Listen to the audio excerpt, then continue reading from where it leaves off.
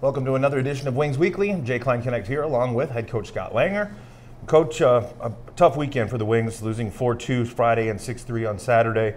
Belisle and Weigel both scored on Friday, and then Sokoli twice on Saturday, and Belisle added another one. I thought the Wings' energy was strong throughout the night. Forecheck was good, hits good, especially in the first period. Shots on goal were good, and we talked about puck possession last week. That again was pretty solid, I thought. What happened? They were really good this weekend. They definitely forced us to make some mistakes, and we did. We made quite a few mistakes, and they seemed to capitalize on every one of them. Yeah. Well, and there were, a few missed opportunity too. I kept bringing it up with puck luck saying or whatever, but I know in the Friday night, on two separate occasions, probably about the first 5 minutes of the first, there was good 2 feet of open net with the puck on just outside the crease and bouncing over a stick or something. Guys just weren't able to get it on to get a good shot off. So that seemed like part of it too. Some opportunities and chances that just weren't able to be capitalized on. Another, I guess, positive is that Kerwin is back on the ice. He hasn't seen a lot of time, obviously, this year with dealing with an upper body injury. He's thrown right into the power play, in fact. What do you think of the way he played?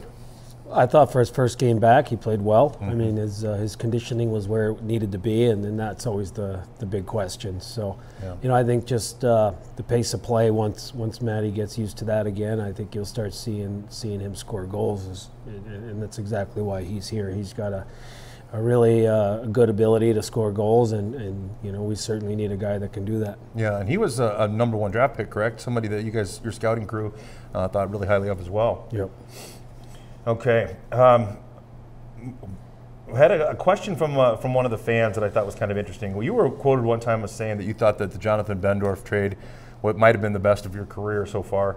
Are there any that you have regretted, obviously without naming names, but any that you've thought, man, maybe that wasn't the best decision? Yeah, absolutely. You don't get them all right. Yeah. Especially after 22 years. So, you get a couple that they just don't. They come in and they just don't fit well in your locker room. Mm-hmm. And there's certain guys that can come right in, slide right in character-wise, and then there's some guys that they're just they're not a good fit. Yeah.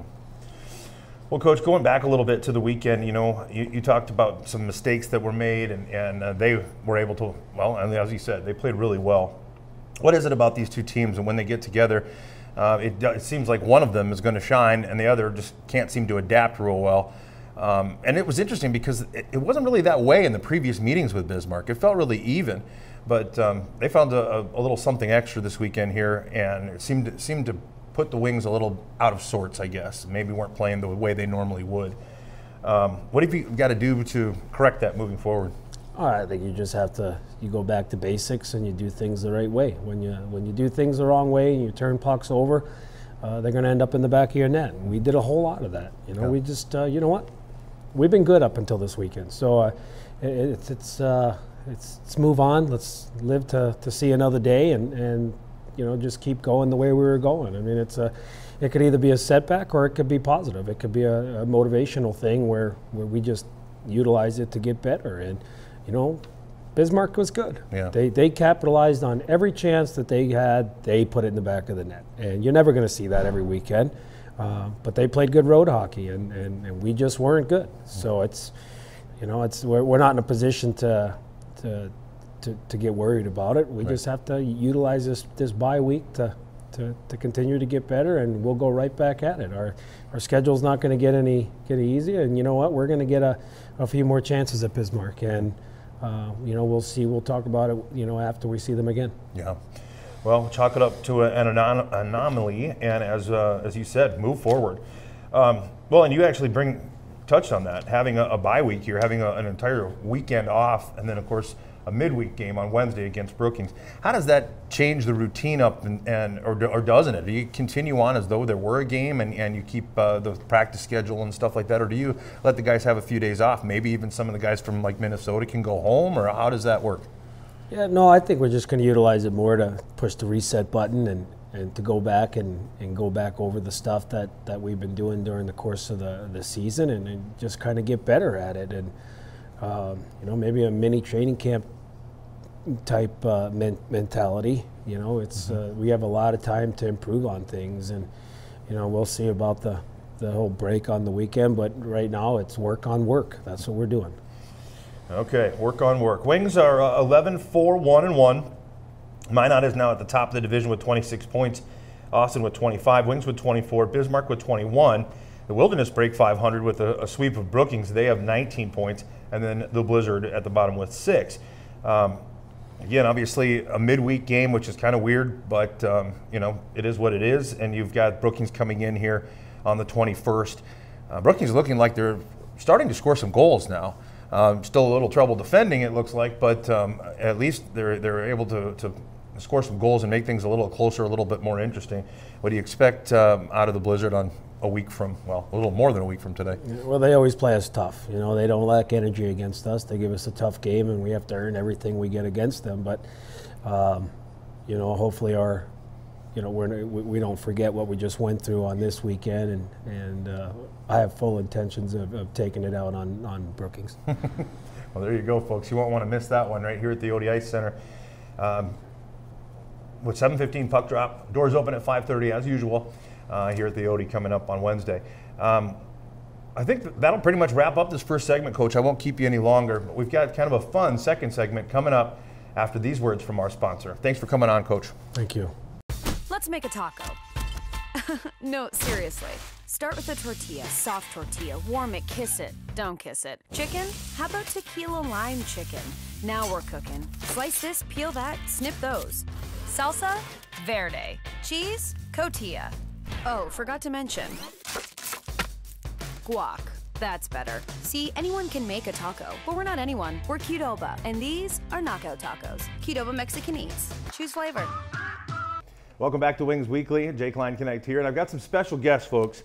For those of you that may not be real familiar with a lot of the hockey terminology, and hockey kind of has its own language sometimes, and I'm not talking about just a blue line, crease, etc. There's all kinds of lingo that goes around the locker room and stuff, so I've got a couple of experts with me. Murph and Lyle are kind enough to join me here, and we're going to go over a few of them. First of all, let's start with penalties. Now, people who go to games and stuff probably know what most penalties are, but for example, like what's hooking? You know, Glad you just caught grab him right here in the meat and just rip his arm off. Okay, so there's hooking. How about spearing? What's the spear? Take your knob here, just right in the gut. Ouch, that one looks like it hurts. How about a slash? What's the slash? Just a good old two-hander right on the wrist. There you go. Couple of penalty descriptions and terminology. I'm sure most people know what offside is and stuff. How about a cross check? And we got to have this coming from a Canadian. Cross check, right in the meat, right there, right above the elbow pad. There you go, folks. The breakdown of penalties now in the vocabulary, okay? Because this is where it gets interesting. Now, some people may have heard these terms before. Actually, a lot of people, especially if you're close to the hockey community. But as a general fan, you may not know, for example, what is bar down, bar south, bar Mexico, any variation of that? Give me a description, if you would. Well, I'm pretty familiar with this, so I'll take this one, I guess. Oh, yeah, You know, I come down my off wing a couple times and, just sauce one kind of over Verney's shoulder usually in practice. And, it just hits the bar straight down, makes a good sail, just sailing down the ice. Yeah, my favorite is honestly coming in on closer, throwing a nice T-drag around Timmy Mack and just right over the glove on closer, just goes bar south, right to the border down to Mexico. There you go, folks. Well, and you brought this up while Selly. Selly is what? Let me see a Selly. Yeah. Let me see a Selly. Yeah, I got to get one here, just a little tap, tap, tap, punch, That's kind of my go-to, but I got a pretty good arsenal of Sellies. I don't know, what about you, Mark? Yeah, I don't score too many goals, so honestly, I don't really worry about Sellies, but a guy like you, yeah. Okay, twig.